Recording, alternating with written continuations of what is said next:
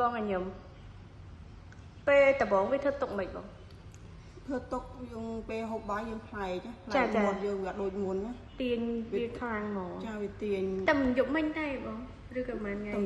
តែម្សិលមិញហ៎គាត់លើកម្សិលមិញចាមានឡើងឈាមអីហ៎បងសម្រាប់ពុកម៉ែបងប្អូនដែលមានបញ្ហាវីដមាត់ស្ទះសរសៃឈាមពោះក្បាលជំងឺរលាកសរសៃប្រព័ន្ធប្រសាទទី7ជំងឺខ្សោយសាច់ដុំមុខ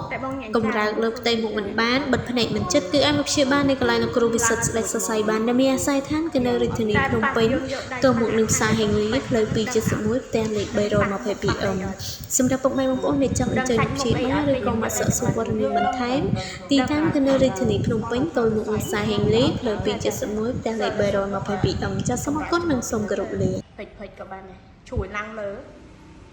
អត់ឡើងសំមកគេទៅអាចហៀងនឹងពួកអីខ្ញុំយឹតដៃស្ដាំខ្លាំងពេកចាវាមុនមែនតើខ្លួនខ្លាំងអញ្ចឹងរយៈពេលតែប្រហែលថ្ងៃហ្នឹងឯងបងខ្ញុំលើកការលើកថ្ងៃសៅរ៍ចាមានញ៉ាំថ្នាំអីហ៎បងអត់មានទាន់ញ៉ាំអីទាំងអស់អត់ទាន់